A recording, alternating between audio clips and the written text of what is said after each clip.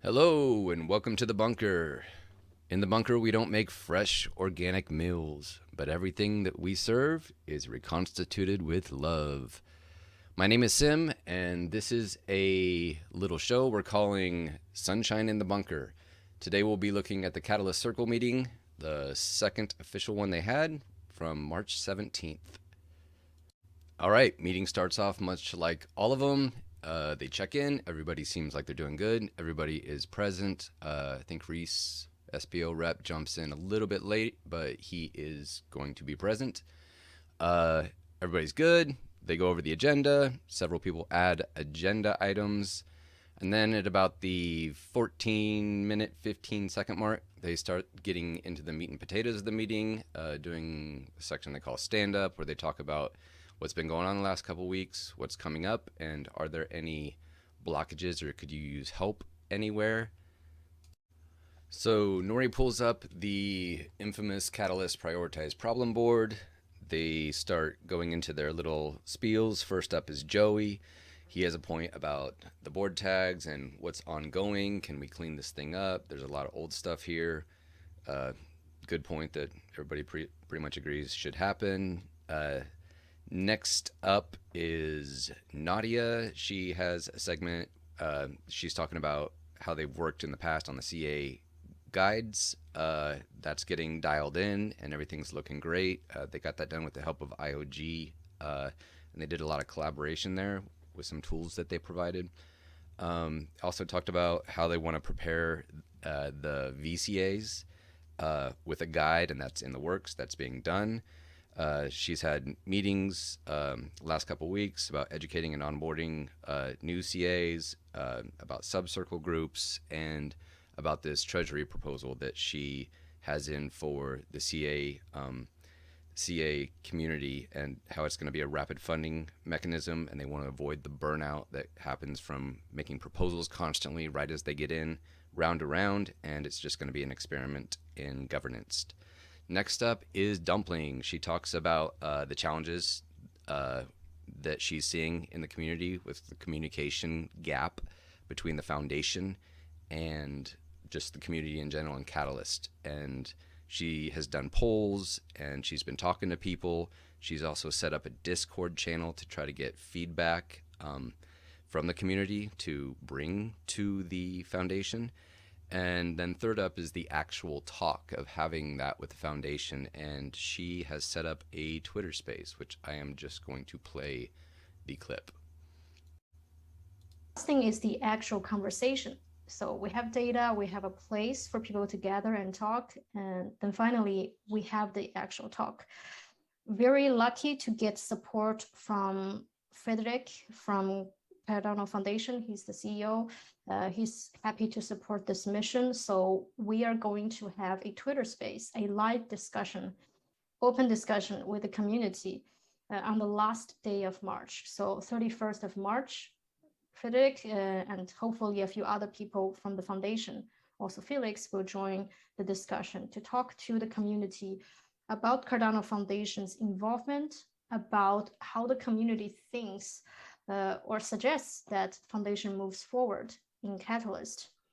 Obviously, this is not going to be decision-making session, but rather foundation wants to hear from the community. They don't have a perfect way to do that. So having a Twitter space where everybody is invited to come and to talk to Frederick will be a good starting point. So awesome. Good on you, Dumpling. She is promoting this Twitter space to come give feedback and is asking for input before that event happens. Again, that is the 31st of March. So next up is Harris from IOG. Discusses many meetings that he's been in. Seems like there's a lot of restructuring and a lot of busyness behind his scenes. There's a lot on the burner that will be coming out that he can't quite talk about yet. Seems like a lot in the works with governance tools and governance technology. And then he says this little bit at the end that I want to play. I think we should frame the Catalyst Circle for the time being, just sort of being that sensing organization the way we've started and kind of continue to be. And we initially set up some specifics where we would start making some of those decisions, but there's other things in the works that will clarify what that future role will be. So I'll keep that on hold for the time being for now. And we'll continue the experiments and continue to learn and listen to the community and solve the problems that are at hand to make it easier to move things forward. So I look forward to sharing more details and having specific workshops to address some of those with you folks and the community. So next up is Mercy, who represents the funded proposers. She has, in the last couple of weeks, she's put together a subcircle of 7 people. They represent different time zones, which is really good for the global nature of everything. She's got a Telegram group that's rolling, and she was in an after town hall. And she's working on collaborations between funded proposers and how they can possibly work together. Towards the end of her bit, she talks about 3 things that she believes on the board that aren't there, so they're going to work on getting these things in the board. But these 3 things are she wants to promote a specific day in the month that the funding comes out for these funded proposers. You know, trying to do your work, but you don't know when you're going to get your money is difficult. So she wants to address that. She also wants to address the sustainability of services within Catalyst. And she wants to address the funding for Circle. And her question is it possible to get that funding at the beginning of a funding round rather than having it trickle out? Can they get that under the control of the Circle admin and the Circle? And that's the 3rd thing. So the idea comes up, hey, let's get these things put on this board. So next up is Dimitri, the General ADA holder representative. He has been busy the last couple weeks gathering feedback from his community. He has talked to a lot of people one-on-one. He's gone into some community groups. He tried to attend some after town halls. He also put out a survey for the community the last couple weeks and has gathered some really good feedback. He ends up reading off a lot of that feedback during this session. I would really love to play some of it for you right now, but the audio quality coming from him is really not worth trying to do. It's some really good feedback. I'm biased towards it for various reasons, but he's kind of adamant that this isn't going to be added to the board because he really wants discussions with the people that submitted this, and just says that nobody showed up to discuss this stuff, so he's not going to add it. After reading it off, the Circle seems interested in getting that feedback kicked out towards them, and Harris brings up the idea that this sounds decent. Maybe we can put some of this stuff up on the board. So next up is Reese. He represents the SPOs on the Circle, and he talks about how he has been pulling SPOs into Catalyst. He's been working really hard on that. He personally has gotten 15 new proposals in the last couple of weeks from these SPOs. He's focused in the future on, getting these people out there. Once their proposals are in, getting eyeballs on their proposal. He brings up the idea of possibly using the rapid funding that he was provided to get advertisements, possibly in some Twitter spaces or something like that. Ada Cafe, Bullish Dumplings space, those kinds of places to put eyeballs on the proposals. And yeah, it just talks about how there's a challenge getting these folks that are so busy as the lifeblood of the network, getting them to realize there's a support mechanism that Catalyst can provide for their jobs. So they're running behind schedule at this point in time. That first bit took much longer, so they're trying to cut some things out of the consent agenda. Joey agrees to drop something out of that agenda, and then he starts talking about this idea that he is implementing about having multiple people represent him as a subcircle in various after town halls and the global nature of them.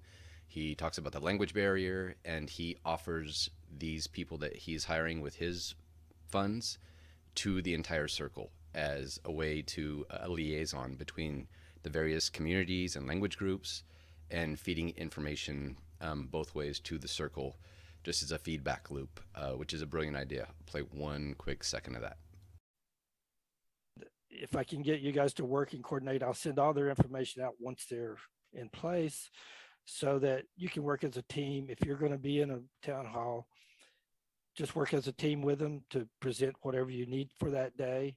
And also, I don't want to be a funnel for information. I want them to collect anything that has to do with this circle. And if it pertains to ADA holders, communicate back to you directly with that information so that we can build this rapport with them where they can support us in places and time zones that we can't be in. And so hopefully at the end of that time, we'll have 5 experienced people that have been in place for 6 months doing the censoring that may run for office in the end of the time. So it could be that these people would just hit the ground running if they're elected. So that's kind of the idea. We already put June Acra in the Eastern Town Hall. She's already received her funds, the 500 up front, and she knows it'll be 6 months before she gets anything else. And so I'm looking for everyone's input on the Latin America, Pacific, South Asian, and African town halls so that we can put the right people in place. I don't know a lot of people in the community, and I'm hoping all of you guys will give me some input so we can reach out and maybe recruit some people. And so there. So around the 1 hour, 10-minute mark, they get into the next agenda item, and Joey has on the agenda this Fireside Chat, really cool segment. In this section, he talks about mostly Voltaire, and it's a little bit longer. I'm just going to clip out some of his thoughts about what he's trying to do, and then I'm going to clip out some of Harris on the back end, kind of the response, because the whole idea is kind of when Voltaire, how Voltaire, and I'm just going to play this bit. And it all has to do with Voltaire, right? And I'm going to read this out only because some people watching the recording may not have read the Voltaire thing. I'm not going to read the whole thing, but I'm going to read the piece that I think is most important. It says, when both a voting and treasury system are in place, Cardano will be truly decentralized and no longer under IOHK's management. Instead, Cardano's future will be in the hands of the community, who will have everything they need to grow and evolve Cardano from the secure, decentralized basis established by IOHK. And I'm bringing it up because it's important, because I think from my communication with the community, I think they think it's going to happen right away. You know, Voltaire is just right around the corner. Now, my professional opinion is we're not ready. We're not even close to being ready. And so there's a lot of work to be done. So Harris, you already had committed to doing a lot of things as far as communication, and you just earlier you spoke about it. So that was my comment on Fireside Chats, that not only Harris come back and maybe do some recordings of what you guys collect information from us on what we're thinking, but we need information back on what you guys are thinking. What are your plans? What's your thoughts on how we're going to move? And not only yourself, but all the way up the ladder to the CEO. And then a bit of Harris's response. Obviously from IOG, he is answering back to these concerns. There are some definitely incredible discussions that have gone on, along with some specific plans. Cardano, we absolutely will hand off things in the right way and make sure that there's a beautiful send off, and we're not going to do it willy-nilly, and we're not going to be doing anything that's irresponsible, because this is such a great community and such a great effort, and the technology is so solid. And so we acknowledge that, definitely a perception of desire to move things quickly, but we will do it in a responsible way, and we have some ideas and plans on exactly how to do that. And so we will be sharing soon some great things that have transpired in the recent weeks, and so I'm super excited to be sharing some of those details with folks. So yeah, with regards to Fireside Chats, for sure, ensuring that we have a smooth handoff. There is some active development on open APIs that we're working on. I think can really help with certain aspects of tool making and pieces and integration into various aspects around Catalyst specifically. We do want to kind of frame the circle activity for sure around Catalyst as much as we can. But certainly there are future aspects that will be coming out and will be part of what's shared in the communications around the corner here. But for sure, but, how can we help in the realm of Catalyst? What are we hearing specifically? What tools do we need to facilitate Catalyst decisions, mechanisms? These kinds of things are part of the charter that we really do want to focus on. So I just wanted to get a quick response in there. So the next agenda item comes up again from Joey. This is in regards to community treasury, and it also ties into the idea that was just mentioned before about preparing Circle to have the tooling to really be able to do Voltaire properly when the time comes. And the idea is there's this big fat treasury floating out here. How would Circle and a community treasury manage that? And it was all about maybe we could get a test treasury to try to work out the logistics of exactly how this thing works. Interesting little bit. That community treasury bit starts around an hour and 18 minutes, but it's a nice little section. So around the hour and 22-minute mark, Nadia, the VCA rep, brings up an agenda item about assessments and VCAs and how do we determine the quality of assessments. And she's basically asking who could be, do we need an arbitration body that would, if your assessment got filtered out by a VCA, like, is there any kind of actual transparent structure in place to arbitrate that? And they have a rather lengthy discussion about it. Harris pops in, Dimitri pops in, Mercy reaffirms some of the things that Dimitri said, but I'm just going to play kind of the last bit of Nadia's before she runs into the next agenda item, because I think it's kind of captures a real good summation of kind of what was said during the entire thing. Great. It does also, the idea of a task force that includes maybe some of us and others as well is an interesting idea I can take back. So it sounds like there's initial interest and we have details to flush out so that we make sure that we're all feeling the appropriateness of the setup. Is that accurate? Okay. I have a... So the next agenda item that comes up from Nadia is this idea of recruitment. There's a lot of talk around that. She brings up a proposal that would visualize the entire structure of Catalyst so that it would be an easier way for people coming new to understand how that whole thing would work. And they're just basically trying to talk about how do we recruit, what would be the best way to do that. So there's a couple of short agenda items that they try to kind of rush through at the end here. Mercy brings up the sustainability of core services of Catalyst. Nori pops back and there, this is an ongoing thematic theme that keeps popping up, much like the compensation that Dimitri is going to bring up in a minute. But Nori pops back and talks about how, there's lots of people with several proposals in the last round addressing this whole sustainability of core Catalyst services. So a little bit messy. Dimitri has this, again, brings up his survey and gets into the compensation thing. Goes on for a little bit. I'm just going to play 2 quick clips at the end here, which are kind of weird next together, but I think the juxtaposition of those two kind of summarize some of the ideas around specifically Catalyst Circle, how much they got funded for, like direct compensation to these members, what's their role. Again, this is a messy thing that keeps coming up, but I'm just going to play a couple clips and comment from Reese afterwards, which I think kind of fit well with this whole discussion and summarize it well. Okay, and one thing I just wanted to mention is we should also probably think about and kind of have a conversation, not here today, but as we move on with this conversation about how many hours per week you all are kind of putting into this role. Right now, the funding was for 10 hours a week, and it looks like a lot of you are jumping way above that. and turning it into a half-time role or maybe even a full-time thing. So that's another thing to consider when we talk about compensation, is how much of your time does it take?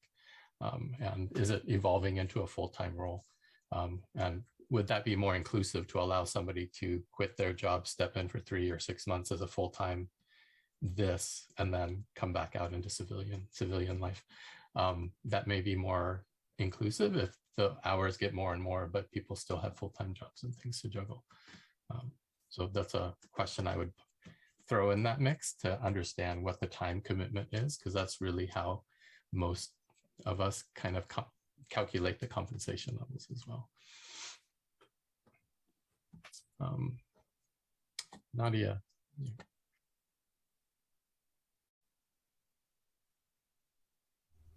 So then again, Nadia asks, hey, this feedback you got, Dimitri, from your survey, can we get a hold of that? Can you share it out? They work that out. And then Reese ends up chiming back in on that same idea of compensation that was brought up by Dimitri.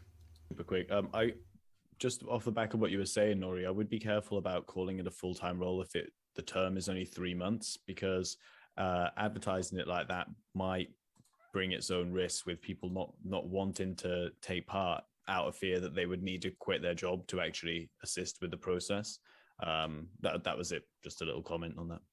Yeah, that's a good comment, and definitely all the things to consider as we go through this, because right now it's advertised as a 10-hour-a-week kind of role. So I just wanted to bring that up as we talk about higher and higher levels of compensation. That's a long 10 hours.